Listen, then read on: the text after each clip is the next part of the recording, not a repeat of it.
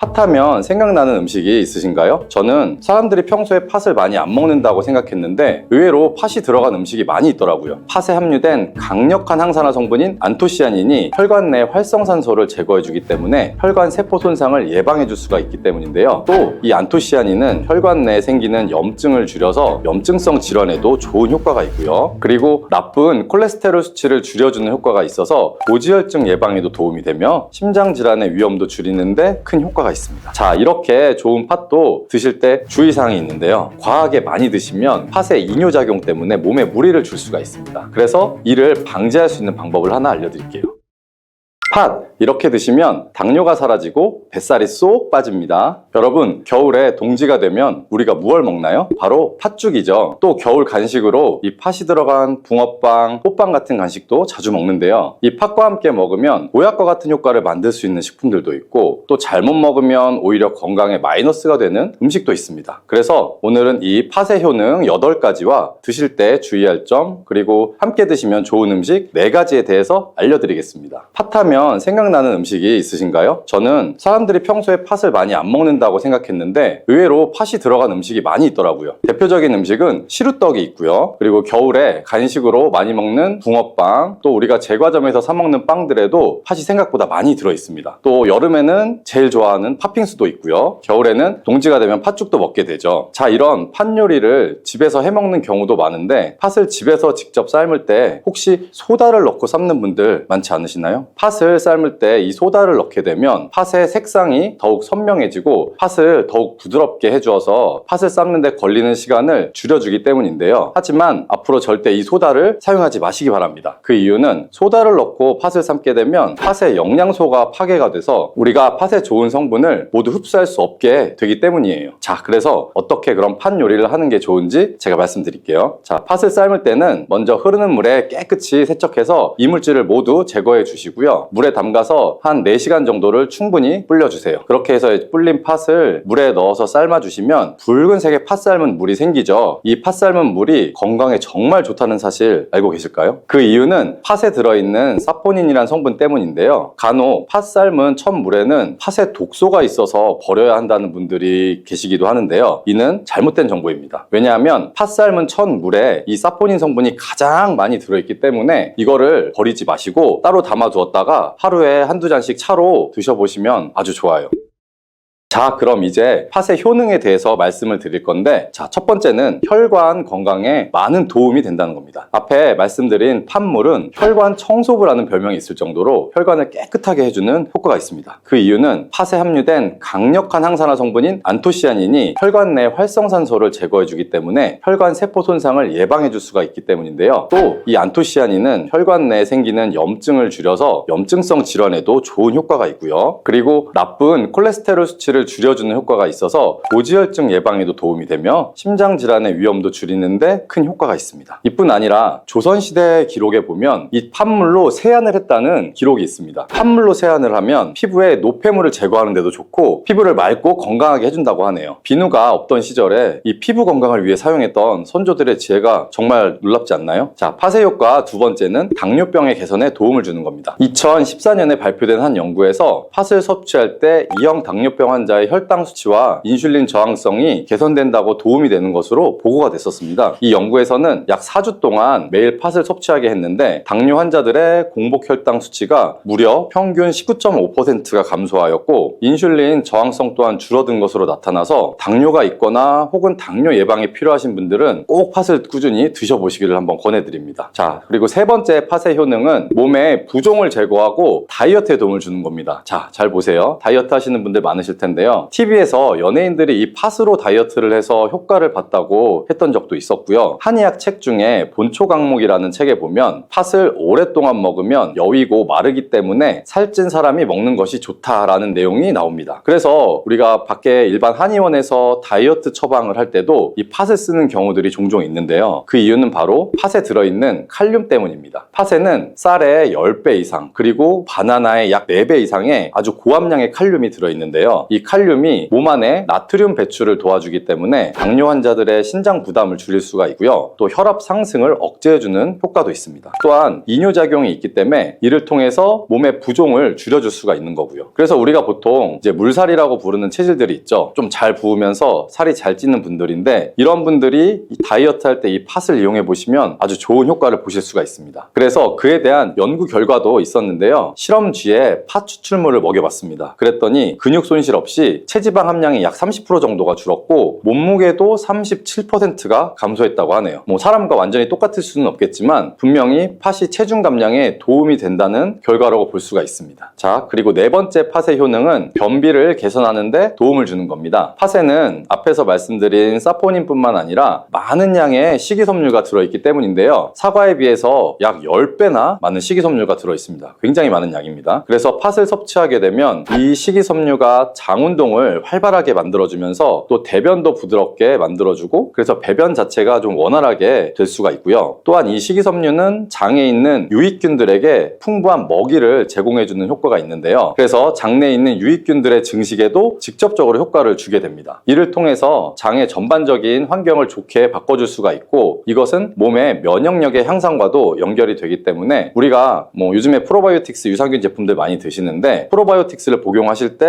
이 팥을 함께 드셔보시면 그 효과가 더 커지는 것을 느끼실 수가 있을 겁니다. 자, 다섯 번째 팥의 효능은 탈모 예방에 도움을 주는 겁니다. 우리가 나이가 들게 되면 보통 이제 이 머리숱이 점점 줄어들고 머리가 빠지게 되면서 고민하시는 분들이 정말 많으신데요. 팥과 함께 천연 탈모약이라 불리는 수수를 함께 드셔보시면 이 탈모 예방에 큰 도움이 될 수가 있습니다. 자, 그 이유를 알려드릴게요. 그 이유는 바로 팥과 수수에 들어있는 비오틴이라는 성분 때문인데요. 이 비오틴은 모발의 모공에서 자라는 단계부터 이제 필요하고, 손상된 머릿결이 재생되는 데까지 관여하는 정말 중요한 성분입니다. 건강한 머릿결을 만드는 데 있어서 꼭 필요한 성분이라고 할 수 있고요. 이 비오틴이 만약에 몸속에서 이제 부족해지면 머리카락이 얇아지면서 성장이 잘 안 되게 되고, 또 많이 빠지면서 두피 건강 자체가 떨어지게 됩니다. 그리고 두피가 건조해질 수도 있고요. 가려움증이 생기면서 탈모를 가속화시킬 수가 있는 거죠. 그런데 팥에는 이 비오틴뿐 아니라 모발 성장에 도움이 되는 아미노산 또한 풍부하고, 아까 말씀드린 수수에는 미네랄 성분이 풍부하기 때문에 이 머리카락을 건강하게 유지하는데 아주 직접적으로 도움을 주게 되고요. 또한 팥과 수수에 함유된 항산화 물질들이 머릿결을 상하게 하는 프리라디칼 성분을 중화시켜 줄 수가 있기 때문에 전반적인 머리카락 건강에 큰 도움을 줄 수가 있습니다. 그리고 여섯 번째 팥의 효능은 쌀을 주식으로 하는 우리나라 사람에게 꼭 필요한 탄수화물 소화를 도와주는 것입니다. 이는 팥에 함유되어 있는 비타민 B의 역할 덕분인데요. 이 비타민 B는 탄수화물, 단백질, 지방을 에너지로 변환시켜서 우리 몸에 충전해주는 역할을 합니다. 또한 신경 전달 물질인 뉴로트랜스미터의 합성에 관여해서 이 뇌신경을 건강하게 하는 데에도 도움을 줍니다. 팥을 잘 섭취하시면 뇌를 건강하게 해서 치매 예방에도 일정 부분 효과를 받으실 수가 있는 거죠. 자, 앞에서 팥과 함께 먹으면 좋은 음식이 수수가 나왔었죠. 하나 더 말씀드릴게요. 바로 호박입니다. 호박은 기본적으로 여러 가지 영양 성분들이 풍부하지만 호박에는 비타민 B가 없기 때문에 호박과 팥을 함께 드시면 서로의 부족한 부분을 채워주는 효과가 있고요. 또한 호박에도 소화 기능을 개선해주는 기능이 있어서 팥과 함께 드시면 그 시너지 효과가 생기게 됩니다. 그리고 팥처럼 호박에도 이뇨작용이 있는데요. 팥과 호박의 이뇨작용은 과정은 조금 다릅니다. 팥은 몸속의 부종, 노폐물, 독소를 빨아들인 다음에 이것을 배출해주는 이뇨작용을 하고요. 호박은 신장에서 만들어지는 호르몬의 분비를 억제해서 이뇨작용을 촉진하게 되는데, 이렇게 되면 신장에 과다하게 축적되는 수분을 배출하는 역할을 해줄 수가 있기 때문에 더 도움이 될 수가 있습니다.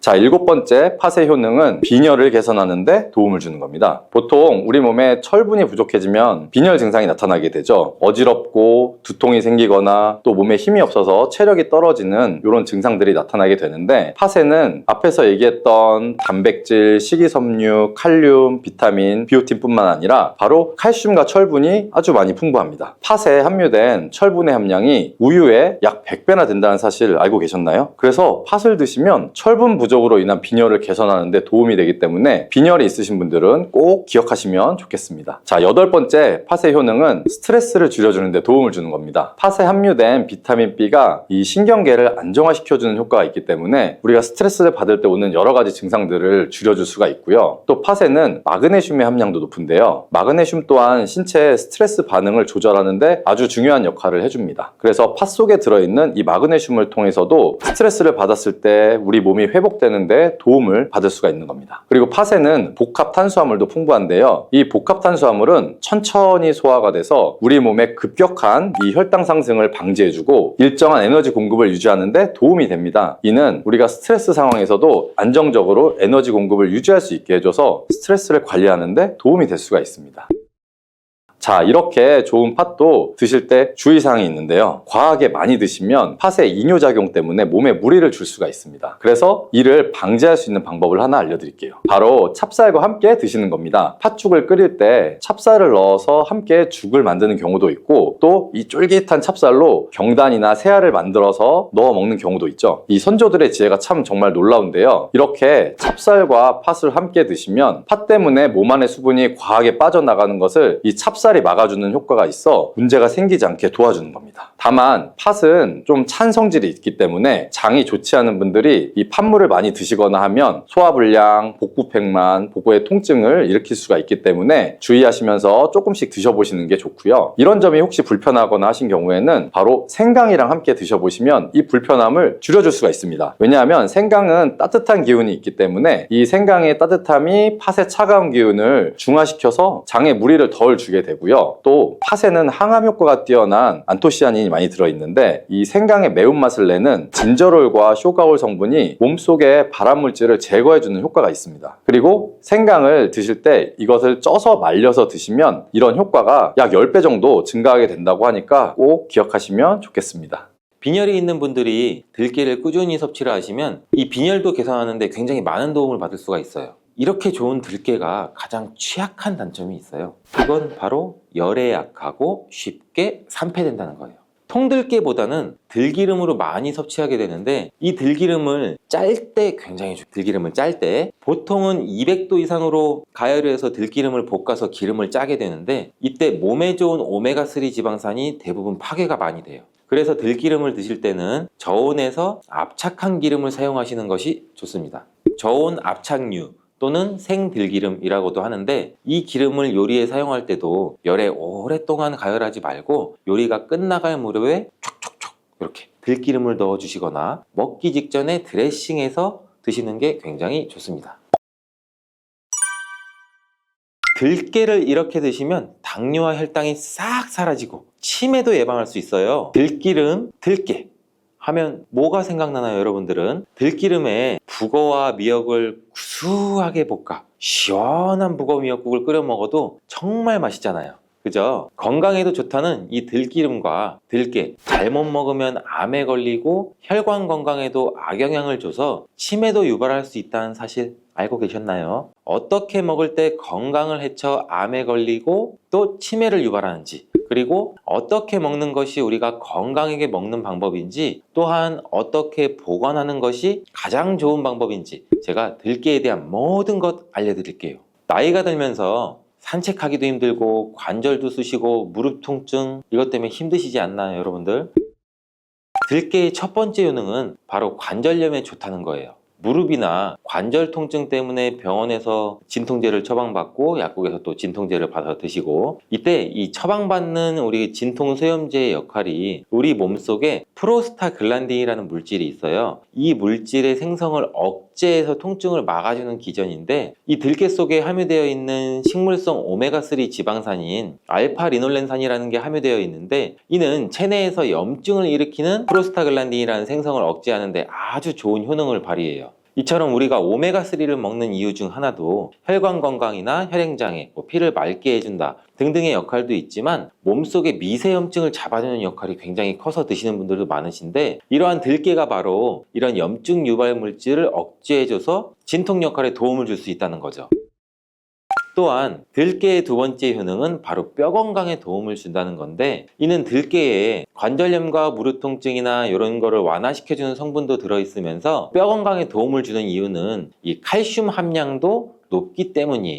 이 들깨 100g에는 약 한 390ml 정도 되는 칼슘이 함유가 되어 있다고 하는데 뼈 건강에 아주 도움을 줄 수 있는 좋은 식품이기도 해요. 이러한 들깨를 꾸준히 섭취하면 이처럼 칼슘의 흡수도 많아져 골다공증 예방에도 참 좋은데 중년 이후 노화가 진행될 때 영양 불균형이 생기면서 많이 발생이 하게 되는데 여성의 경우 폐경 이후에는 골밀도가 많이 감소가 되고 골다공증 발생되는 확률도 높아진다고 해요. 골다공증으로 인해서 노인들의 골반 골절이 일어날 수가 있는데 이 골반 골절로 인해서 65세 이상이신 분들은 30%가 1년 내에 사망하고 또 80세 이상인 분들은 50%가 2개월 이내에 사망을 할 수도 있다고 굉장히 위험하다고 해요. 그럼 노인들에 대한 뼈 관리는 굉장히 중요하겠죠. 이 골다공증 관리에 뼈 건강을 유지하고 골절 위험을 줄이기 위해서도 굉장히 중요해요. 뼈 건강을 위해서 우리 들깨를 꾸준히 섭취하는 게 좋겠죠. 나이가 들면서 깜빡깜빡하는 일도 잦아지고 기억력도 떨어져서 고민되시는 분들 많으시죠? 이제는 걱정하지 마세요.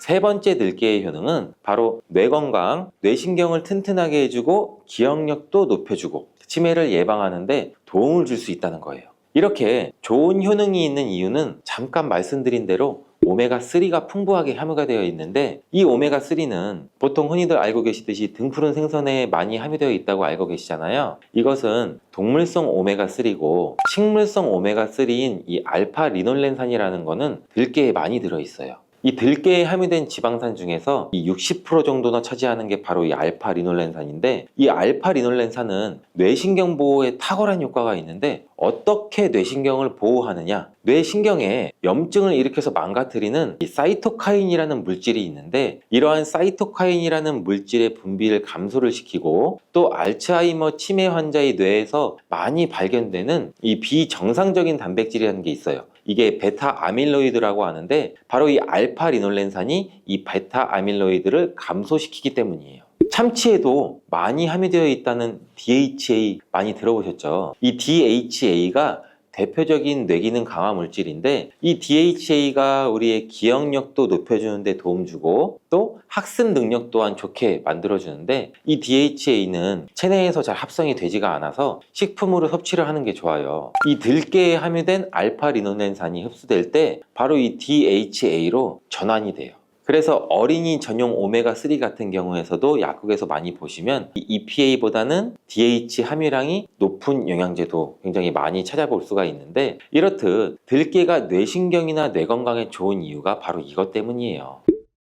네 번째 들깨의 효능은 이 심장을 건강하게 하고 혈관의 노화를 막아주는 데 도움을 준다는 거예요. 이 알파 리놀렌산이 체내에 흡수될 때 DHA로 변환된다고 제가 말씀드렸잖아요. 그뿐만 아니라 EPA로도 변환이 되는데 이 EPA가 어떤 역할을 하냐면 바로 혈소판 응집을 억제해서 혈관에 혈전이 생기는 것도 막아주는 효능도 같이 가지고 있어요. 물론 혈액순환도 도와주겠지만 그리고 혈관은 튼튼하게 하는 효능과 혈액의 중성지방과 나쁜 콜레스테롤인 LDL을 낮추고 또 좋은 콜레스테롤인 HDL을 높여주는 역할도 같이 해요. 이 미국의 심장협회에서는 허혈성 뇌졸중이나 심장마비로 인한 돌연사 관상동맥 질환 등의 위험을 감소시키기 위해서 매주 1회에서 2회 이상 오메가3 지방산이 풍부한 등푸른 생선을 섭취하는 것이 도움을 준다고도 발표를 했어요. 근데 이 오메가3 지방산의 함량을 살펴보면 이 100g당 오메가3 지방산의 함량이 연어에는 한 11.5g, 고등어에는 9.9g,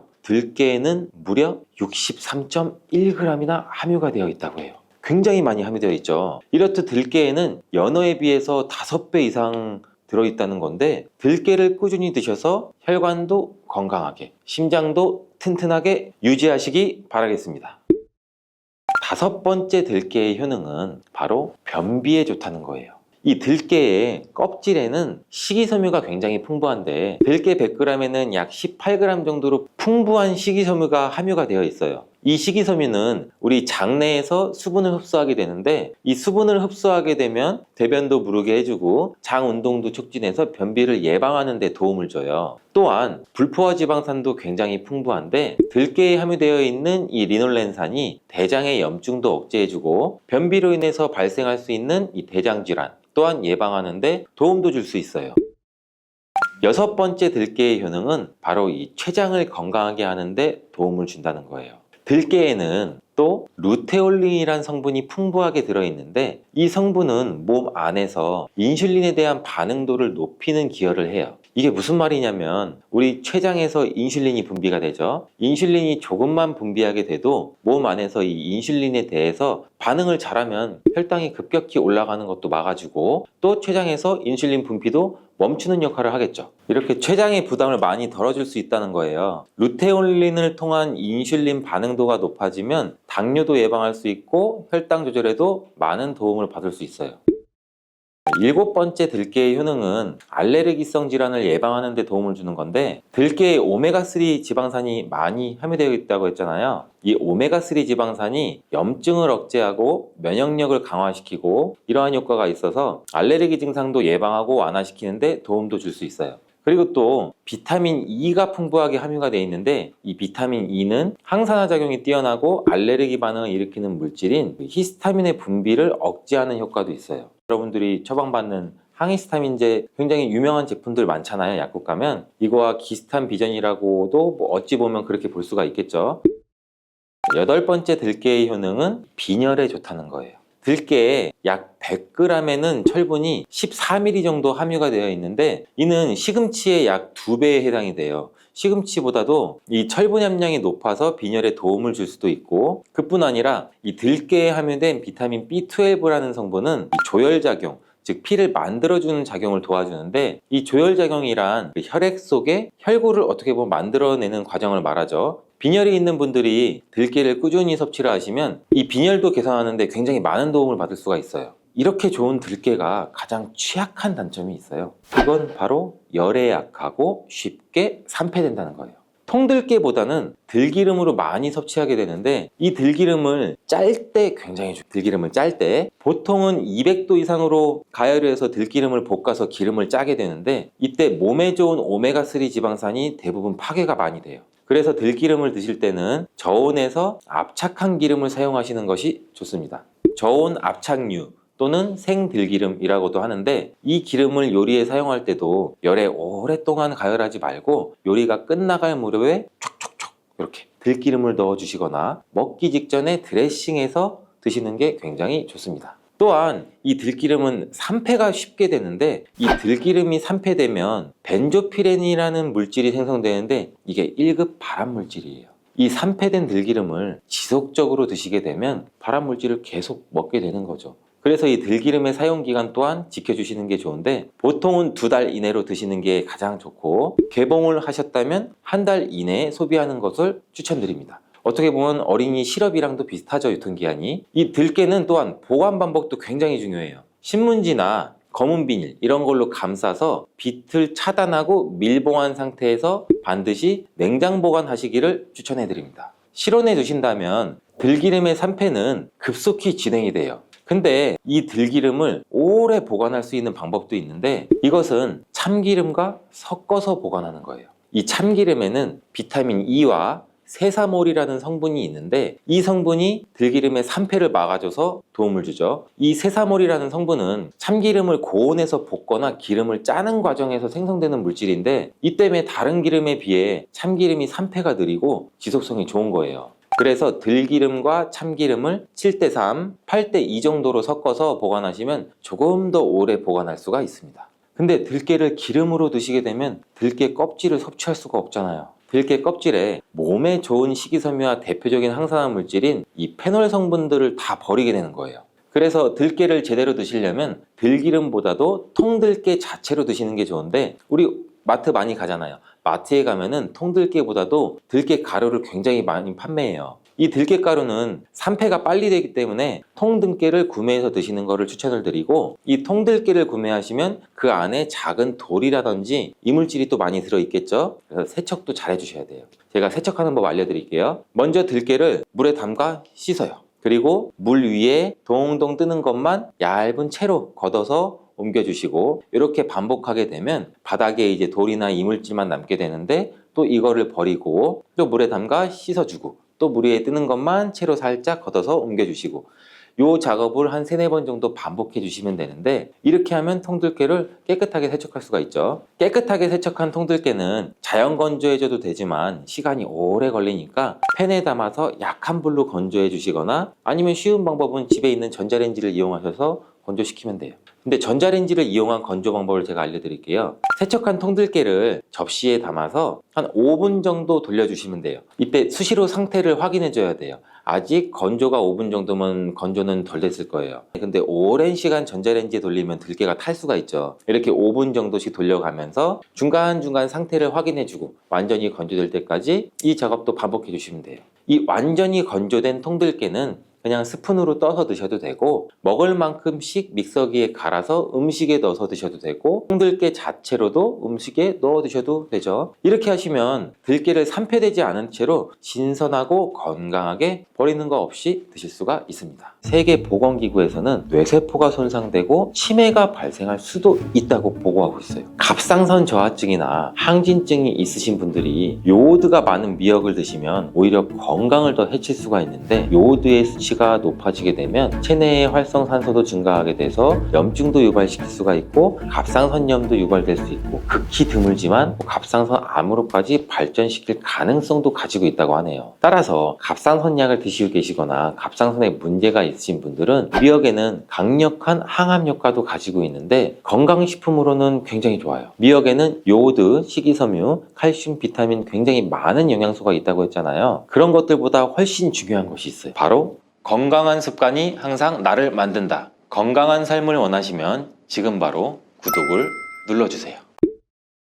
미역과 이것 함께 드시면 당뇨가 낮아지고 치매도 예방됩니다. 평소 무심코한 이 행동 때문에 암과 치매에 걸릴 수가 있어요. 미역에는 풍부한 영양 성분이 있어서 당뇨 예방, 골다공증, 심혈관 질환, 암 예방 등등 굉장히 다양한 효능을 갖고 있는데, 그렇다면 여러분들 미역은 어떻게 먹어야 암과 치매에 안 걸리고 우리 몸을 건강하게 만드는 보약이 될 수 있을까요? 미역국 끓일 때 고소한 들기름에 미역을 달달 볶아서 끓여 먹으면 정말 맛있잖아요. 그런데 절대로 미역을 볶을 때 들기름을 넣고 조리하시면 안 됩니다. 들기름은 오메가3 지방산과 리놀렌산이 풍부해서 혈관의 콜레스테롤도 제거해주고 노폐물을 배출해서 혈관을 건강하게 해주는데 심혈관 지방도 예방해주고 뇌신경도 활발하게 해서 치매 예방에도 굉장히 좋은 효능이 있어요. 그런데 이 들기름은 발연점이 낮아서 열을 가하게 되면 산패가 돼요. 쉽게 좋은 성분은 없어지고 열을 가하게 되면 1급 발암물질인 벤조피렌까지 생성이 되죠. 벤조피렌은 암을 발생시킬 뿐만 아니라 우리 내분비계에 교란을 일으켜요. 장애도 일으키고 뇌 건강에도 정말 악영향을 주는 정말 위험하고 안 좋은 물질이에요. 건강에 좋은 줄 알고 넣은 들기름 때문에 오히려 건강을 해치는 독을 먹게 되는 상황까지 되는 거죠. 들기름은 그러면 미역국에 안 넣어야 되냐? 아니에요. 미역국을 다 끓인 다음에 마지막에 한 스푼 들기름을 넣어서 드시면 이 들기름의 효능과 고소한 맛을 온전히 누릴 수가 있어요.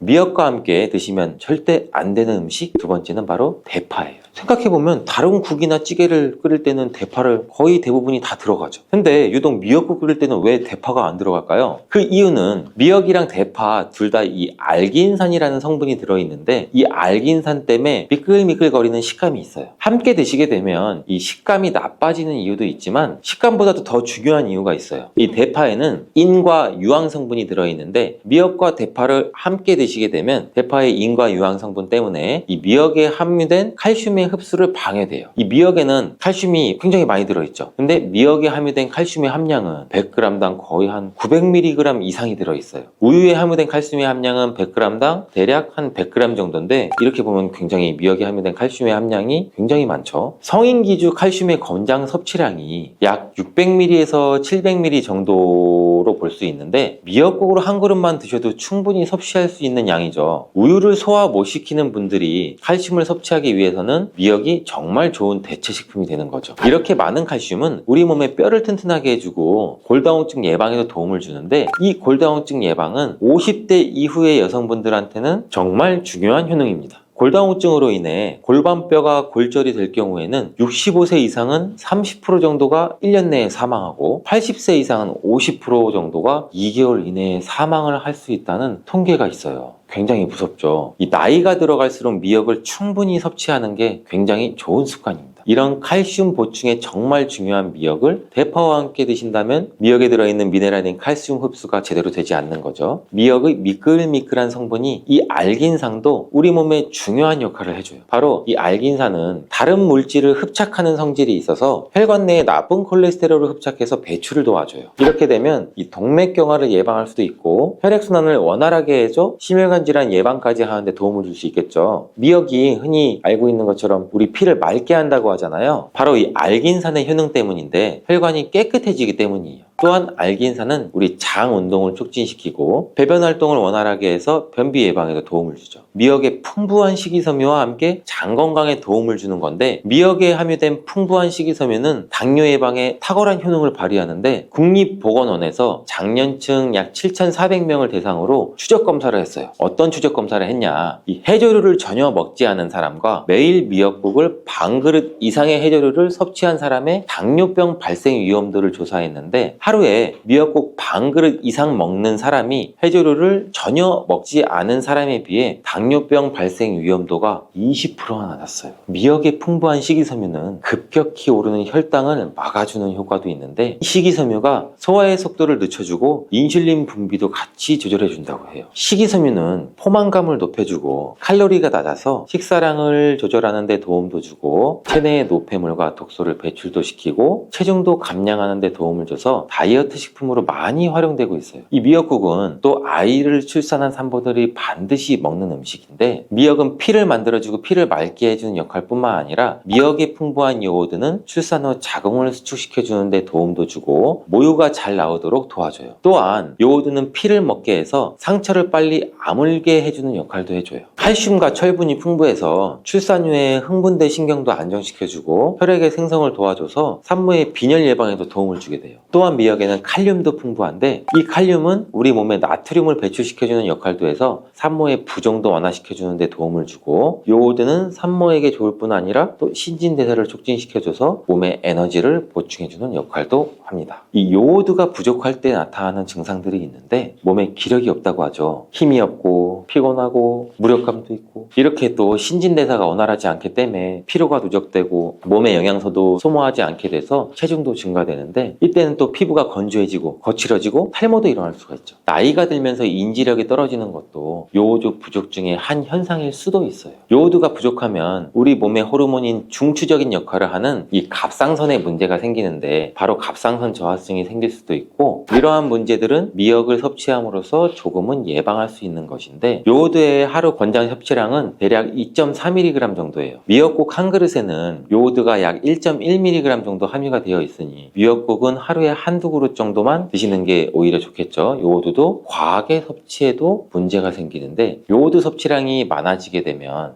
갑상선염이나 다른 갑상선 질환도 같이 유발할 수가 있죠. 특별히 갑상선에 문제가 있으신 분들이나 약하신 분들은 미역을 과다하게 섭취하는데도 주의하시는 게 좋고 갑상선은 우리 몸의 중요한 내분비 기관 중 또 하나예요. 갑상선은 목 부분 기관지 아래에 위치한 나비 모양의 내분비 기관인데 굉장히 중요한 여러 기능을 하는데 그 중에서도 대사율을 조절하는 역할이 있어요. 갑상선은 T3 호르몬, T4 호르몬이 있는데 이 호르몬들을 우리 몸에 분비해서 우리 몸의 에너지 소비와 체온 조절 역할을 하는 데에도 굉장히 중요한 역할을 하게 돼요. 갑상선 호르몬은 신경 시스템의 정상적인 기능을 유지하는 데 꼭 필요한 호르몬인데 이게 제대로 분비가 되지 않아서 수치가 너무 높거나 낮게 되면 우울증 증세, 불안 증세, 기억력 감퇴 이러한 문제도 발생할 수 있고 이 갑상선 호르몬에 영향을 미치는 것 중에 요오드가 있는데 요오드가 부족하면 세계보건기구에서는 뇌세포가 손상되고 치매가 발생할 수도 있다고 보고하고 있어요. 갑상선 저하증이나 항진증이 있으신 분들이 요오드가 많은 미역을 드시면 오히려 건강을 더 해칠 수가 있는데 건강하신 분들은 미역을 많이 드셔도 이 호르몬 조절이 잘 돼서 문제가 없지만 갑상선 기능에 문제가 있어 호르몬 조절이 잘 안 되시는 분들은 이 요오드의 수치가 높아지게 되면 체내의 활성산소도 증가하게 돼서 염증도 유발시킬 수가 있고 갑상선염도 유발될 수 있고 극히 드물지만 갑상선 암으로까지 발전시킬 가능성도 가지고 있다고 하네요. 따라서 갑상선약을 드시고 계시거나 갑상선에 문제가 있으신 분들은 미역을 드실 때 너무 과하지 않게 주의하는 게 좋겠습니다. 날이 갈수록 암에 대한 발병률도 높아지고 있어 암에 대한 관심도가 높아지는 것도 사실이죠. 미역에는 강력한 항암 효과도 가지고 있는데 건강식품으로는 굉장히 좋아요. 미역에는 요오드, 식이섬유, 칼슘, 비타민 굉장히 많은 영양소가 있다고 했잖아요. 그런 것들보다 훨씬 중요한 것이 있어요. 바로 후코이단이라는 성분인데 이 성분이 바로 강력한 항암 작용을 한다고 알려져 있어요. 후코이단 성분은 미역의 줄기보다 이 미역 귀에 7배나 많이 들어있고 요즘에 미역 귀가 항암식품으로 굉장히 많이 알려지고 있어요. 이 후코이단은 암세포가 스스로 사멸되도록 유도하는 효능이 있는데 이러한 효능으로 암세포가 생기는 것을 막아주고 전이 되는 것도 방지할 수가 있다는 거죠. 이 후코이단은 폐암, 간암, 대장암, 유방암 등등 백혈병에 효능이 좋다고 입증된 논문들이 발표되기도 했는데 후코이단은 항암작용 외에도 콜레스테롤이 혈관에 흡착되지 않도록 막아주고 혈류도 원활하게 해줘 혈관을 건강하게 해주는 역할도 같이 해준다고 해요. 이렇게 혈관을 깨끗하게 해줘 뇌졸중과 뇌경색, 심근경색 등의 심혈관 질환도 예방할 수 있고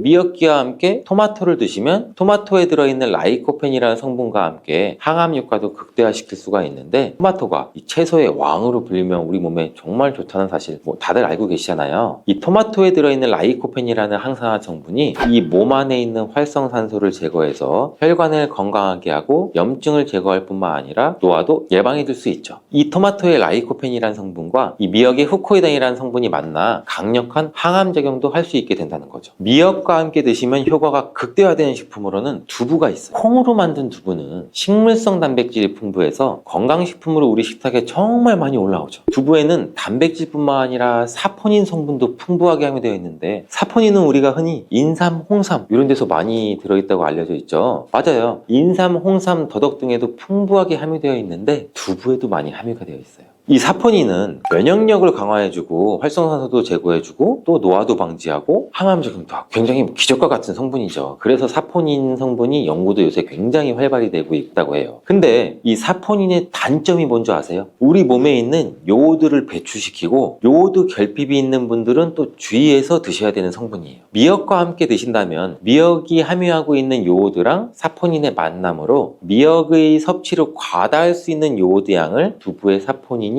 어느 정도 배출시켜줘서 걱정 없이 드실 수가 있게 되는 거죠. 칼슘은 뼈를 튼튼하게 만들어준다고 우리 상식적으로 굉장히 많이 알고 계시잖아요. 우리 몸에 칼슘이 많아도 골다공증이 생긴다는 소리 혹시 들어보셨나요? 칼슘이 많은데 골다공증이 왜 생기지? 칼슘은 골다공증을 예방해주는데 덴마크나 스웨덴 같은 나라에서는 골다공증이 굉장히 많다고 해요. 오히려 많은 칼슘이 우리 몸에 쌓여서 혈관이나 심장에 쌓여 석회화도 일으키고 건강도 해치게 되는 경우도 많은데 그렇다고 칼슘이 풍부한 음식은 안 먹을 수도 없고 어떻게 해야 할까요? 걱정하지 마세요. 해결책을 제가 바로 알려드릴게요. 그것은 계란과 함께 드시면 해결되는데 이 계란에 들어있는 다양한 영양성분 중에 오스테오칼신이라는 단백질을 활성화시켜주는 게 있어요. 이 단백질은 뼈를 튼튼하게 해주고 칼슘이 뼛속으로 제대로 흡수할 수 있게 도와줘요. 이 오스테오칼신을 활성화해주는 역할을 하는 게 비타민 K2예요. 우리나라에서는 그동안 이 비타민 K2가 허가가 늦게 나서 그동안 정식으로 섭취 못했었는데 비타민 K2도 한 1년 전인가 2년 전부터 허가가 나서 지금은 요새 영양제를 보면 칼슘과 마그네슘, 비타민 D 그리고 비타민 K2까지 같이 들어있어서 칼슘의 흡수를 더욱 용이하게 만들어주는 영양제도 쉽게 찾아볼 수가 있어요. 그런데 이렇게 칼슘을 아무리 많이 섭취해도 흡수가 안 돼 그대로 혈관에 남게 되면 쌓이고 쌓여서 석회화를 유발시킬 수 있겠죠. 이처럼 미역과 계란을 함께 섭취하면 칼슘의 흡수를 도울 뿐 아니라 우리 몸의 pH 균형도 잡아주는데 굉장히 중요한 역할을 해줘요. 미역은 알카리성 식품이고 계란은 산성 식품. 같이 섭취하면 약 알카리성 상태로 유지를 시켜주는데 미역은 단백질과 잘 어울리니 계란과 함께 먹으면 소화도 잘 되고 우리 몸의 흡수도 굉장히 잘 된다고 합니다.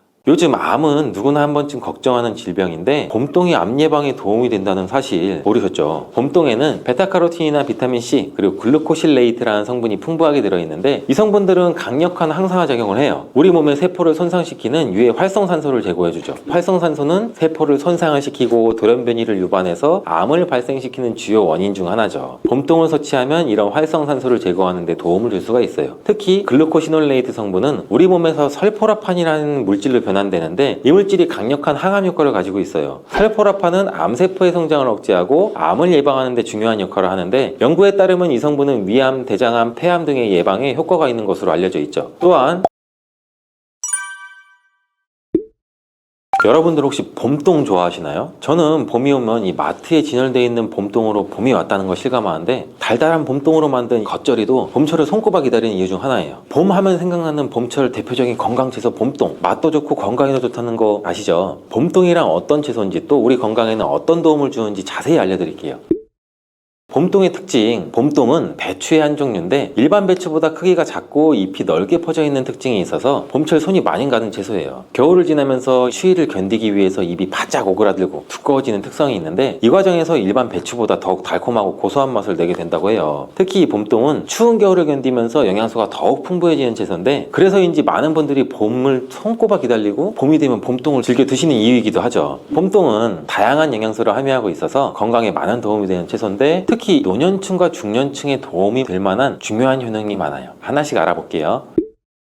봄동 효능 첫 번째는 노화 방지예요. 나이가 들면서 피부에 탄력이 떨어지고 주름이 생기는 것은 자연스러운 현상이지만 노화를 늦추고 건강한 피부를 유지하는 방법이 있다면 좋겠죠. 봄동에는 항산화 성분이 풍부하게 들어있어서 노화 방지에 큰 도움을 줄 수가 있어요. 봄동에는 비타민 C가 풍부하게 함유되어 있는데 비타민 C는 강력한 항산화 작용을 통해서 우리 몸을 노화로부터 보호하는 역할을 하고 피부 노화의 주범인 활성산소를 제거하는 데 효과적이죠. 또한 비타민 C는 콜라겐 생성을 돕기 때문에 피부를 탄력 있게 유지하는 데도 도움을 주죠. 또 봄동에는 베타카로틴과 폴리페놀 성분도 풍부한데 이 성분들은 우리 몸에서 활성산소를 제거하고 세포의 손상을 막아줘 노화 방지에 탁월하다고 해요. 베타카로틴은 우리 몸에서 비타민 A로 전환되면서 피부 건강을 유지하는 데 중요한 역할을 하죠. 또한 폴리페놀 성분은 항염작용이 있어서 피부 염증을 완화하고 건강한 피부를 유지하는 데 도움을 줄 수 있으니 피부 고민이 있으신 분들은 봄동을 꼭 챙겨 드시는 게 좋겠죠. 뿐만 아니라 건강한 혈액순환은 젊음을 유지하는 중요 요소 중에 하나인데 봄동에는 철분과 엽산이 풍부해요. 혈액을 깨끗하게 하고 혈액순환도 돕는 역할을 해주고 혈액순환이 잘 되면은 당연히 피부에도 영양이 잘 공급되고 생기가 넘칠 거고 우리 몸의 세포를 보호하고 젊음을 유지하는 데 큰 도움을 줄 수 있죠. 식단에 봄동을 추가해 보시는 게 어때요? 두 번째 봄동의 놀라운 효능은 바로 동맥경화 예방이에요. 동맥경화는 혈관이 좁아지고 딱딱해지는 질환으로 심혈관 질환의 원인이 되는데 나이가 들면 들수록 혈관이 탄력을 잃고 혈액순환이 원활하지 않으면 고혈압, 심근경색 등 다양한 질환이 발생될 수 있겠죠. 근데 봄동이 동맥경화를 예방하는데도 큰 역할을 해요. 봄동에는 식이섬유가 풍부하게 들어있는데 식이섬유는 우리 몸에서 콜레스테롤의 흡수를 줄여주고 배출을 돕는 역할을 해주죠. 그 덕분에 나쁜 콜레스테롤 수치를 낮추는 데도 효과적이고 혈관도 깨끗해야 혈액순환도 원활하게 흐르고 그래서 심혈관 질환 예방에도 도움을 줘요. 고혈압이 있으신 분들은 저염식을 하라는 얘기도 많이 들어보셨잖아요. 혈압이 높으면 혈관에 부담을 주고 동맥경화 위험률을 높일 수가 있는데 봄동에는 칼륨이 풍부해요. 우리 몸의 나트륨 배출을 돕고 혈압을 안정적으로 유지하는 데 도움을 줄 수 있겠죠. 짜게 드시는 분들은 봄동을 꼭 드셔야겠죠. 당연히 봄동에는 혈관 건강에 좋은 영양 성분들이 풍부하게 들어있는데 항산화 성분인 비타민 C, 베타카로틴, 폴리페놀 혈관 내의 염증도 잡아주고 혈관 건강을 유지하는 데 중요한 역할을 해주겠죠. 혈관이 건강해야 혈액순환이 원활하게 되고 동맥경화도 예방할 수가 있겠죠. 봄동의 놀라운 효능 세 번째는 암 예방이에요. 요즘 암은 누구나 한 번쯤 걱정하는 질병인데 봄동이 암 예방에 도움이 된다는 사실 모르셨죠? 봄동에는 베타카로틴이나 비타민 C 그리고 글루코실레이트라는 성분이 풍부하게 들어있는데 이 성분들은 강력한 항산화 작용을 해요. 우리 몸의 세포를 손상시키는 유해 활성산소를 제거해주죠. 활성산소는 세포를 손상을 시키고 돌연변이를 유발해서 암을 발생시키는 주요 원인 중 하나죠. 봄동을 섭취하면 이런 활성산소를 제거하는 데 도움을 줄 수가 있어요. 특히 글루코시놀레이트 성분은 우리 몸에서 설포라판이라는 물질로 변환되는데 이 물질이 강력한 항암 효과를 가지고 있어요. 설포라판은 암세포의 성장을 억제하고 암을 예방하는 데 중요한 역할을 하는데 연구에 따르면 이 성분은 위암, 대장암, 폐암 등의 예방에 효과가 있는 것으로 알려져 있죠. 또한 봄동에 풍부한 식이섬유는 장 건강을 돕고 발암물질이 장에서 오래 머무지 않도록 배출을 도와서 대장암 예방에도 도움이 되죠. 이렇게 보면 봄동은 단순한 채소가 아니라 우리 몸을 보호해주는 천연 항암식품이라고 할 수 있겠죠. 봄철 별미 봄동의 네 번째 효능은 체중 감량 효과예요. 많은 분들이 건강한 몸을 유지하기 위해서 다이어트를 하시는데 봄철 봄동 무침은 입맛을 돌게 하는데 체중 감량에 효과가 있다고 놀라시는 분들이 있으시죠. 사실 봄동은 다이어트에도 아주 좋은 식품인데 이유가 뭘까요? 봄동은 칼로리가 낮아요. 봄동은 100g당 칼로리는 약 20에서 25칼로리로 매우 낮은 편인데 같은 양의 쌀밥이 150칼로리인 것과 비교하면 상당히 칼로리가 가벼운 식품이죠. 그렇기 때문에 포만감을 주면서도 칼로리 부담이 적어서 다이어트에 아주 좋은 채소예요. 또한 봄동에는 식이섬유도 굉장히 풍부해요. 이 식이섬유는 장의 연동 운동을 도와서 배변 활동을 원활하게 해주고 변비 예방에도 좋죠. 또한 식이섬유는 포만감도 오랫동안 지속시키는 역할을 하기 때문에 다이어트를 할 때 배고픔을 덜 느낄 수 있도록 도와줘요. 식이섬유가 부족하면 소화가 잘 안 되고 쉽게 배가 고파질 수가 있는데 봄동을 섭취하면 이런 걱정을 덜 수가 있겠죠. 또한 나트륨 배출도 도와 붓기도 줄여주는 역할도 해주고 나트륨이 많아지면 몸이 붓고 혈압이 올라갈 수가 있는데 칼륨이 충분히 공급되면 이런 문제를 예방할 수가 있겠죠. 봄동에는 칼륨이 풍부하게 함유되어 있어서 다이어트 하시는 분들한테는 봄동이 유익한 식품이죠. 그렇다면 맛도 좋고 건강에도 좋은 봄동을 더 맛있게 먹기 위해 함께 드시면 좋은 식품들이 있는데 이 식품과 함께 먹으면 봄동의 효능이 200%가 될 수 있다고 해요. 궁금하시죠? 궁합이 좋은 식품과 요리법 알려드릴게요. 첫 번째, 봄동과 찰떡궁합 조합은 구수한 된장이에요. 봄동은 비타민 A, C, 칼륨, K, 철분, 다양한 비타민과 미네랄을 함유하고 있는데 된장은 단백질과 다양한 아미노산, 유익한 장내 세균을 갖고 있어서 이 둘의 조합은 서로 부족한 기능을 보완해줘요. 영양소를 풍부하게 공급해주고 맛의 궁합도 찰떡인데 봄동은 달콤하면서 약간 쌉쌀한 맛이 나는데 된장의 깊고 풍부한 맛과 함께 서로 어우러져 조화로운 맛을 만들어내요. 봄동 된장국 그 영양과 맛 둘 다 놓치지 않았죠. 만드는 법도 간단해요. 먼저 깨끗하게 씻은 봄동을 적당한 크기로 썰어주고 멸치 육수를 우려낸 뒤 된장을 풀어주고 국이 끓으면 두부, 대파, 청양고추 넣고 마지막으로 봄동 끝. 봄동이 너무 오래 끓으면 식감이 무를 수 있으니 마지막에 넣는 것이 포인트예요. 참 쉽죠? 두 번째 추천 음식은 바로 들기름을 넣은 봄동 겉절이에요. 봄동과 잘 어울리는 고소한 들기름은 오메가3 지방산과 비타민 E, 비타민 K 등을 풍부하게 함유하고 있는데 봄동과의 조합은 영양소를 풍부하게 공급해줘요. 이 두 조합은 피부 건강에도 참 좋은데 들기름은 오메가3 지방산과 비타민 E를 풍부하게 함유하고 있고 봄동은 비타민 C가 풍부해서 피부 탄력과 콜라겐 생성에 최고의 조합이죠. 피부 고민이 있으신 분들은 들기름을 넣은 봄동 겉절이 꼭 드셔보셔야겠죠. 봄동 겉절이 만드는 방법도 알려드릴게요. 봄동을 깨끗이 씻어서 물기를 제거한 뒤 다진 마늘, 간장, 들기름, 고춧가루, 깨소금을 넣어서 양념장을 만들죠. 양념장을 봄동과 버무려지면 완성. 정말 쉽죠. 겉절이는 밥이랑만 먹어도 맛있는 겉절이. 데친 두부까지 곁들이면 두부의 건강한 식물성 단백질이 봄동 겉절이와 만나면 완벽한 영양 조화를 이루게 돼서 더욱더 건강한 식사를 할 수 있죠. 맛은 말할 것도 없이 정말 맛있고요. 봄동 겉절이 꼭 한번 집에서 해보세요. 봄동과 찰떡궁합인 식품이 있다면 최악의 궁합인 식품도 있다는데 맛도 좋고 건강에도 좋게 먹으려다 몸에 해가 되는 일은 없어야겠죠. 봄동과 같이 드시면 안 되는 음식 바로 알려드릴게요. 봄동을 먹을 때 함께 섭취하면 좋지 않은 음식 대표적인 음식이 바로 설탕이에요. 봄동에는 다양한 비타민과 미네랄이 풍부한데 설탕을 너무 많이 섭취하면 우리 몸에 칼슘과 같은 중요한 영양소 빠져나갈 수가 있겠죠. 봄동에 함유된 비타민 C는 설탕이랑 만날 경우 몸 안에서 항산화작용이 감소할 수가 있어요. 또 봄동에 들어있는 칼슘 또한 설탕에게 방해받기 때문에 봄동의 영양 성분을 100% 섭취하려면 설탕 사용은 피하는 게 좋겠죠. 또한 봄동은 식이섬유가 풍부해서 혈당을 천천히 올려주는 역할을 하는데 여기에 설탕이 더해지면 혈당을 급격히 상승할 수 있게 되고 혈당 스파이크 현상도 올 수가 있겠죠. 봄동을 드실 때는 설탕은 꼭 피해 주시는 게 좋아요. 또한 봄동을 비롯한 배추류에는 고이트로젠이라는 성분이 포함되어 있는데 이 성분은 갑상선 호르몬의 생성을 방해할 수가 있어서 갑상선 기능 저하증이 있는 분들은 생으로 많이 섭취하는 것은 최대한 피하는 게 좋아요. 봄동은 위산 분비를 촉진하는 역할을 하는데 평소 위염이나 위궤양이 있으신 분들이 생으로 과하게 섭취하면 속이 쓰리거나 통증이 생길 수가 있으니 갑상선 기능이 떨어지신 분들과 위가 약하신 분들은 봄동을 꼭 익혀 드시고 과하게 안 드시는 게 좋겠어요.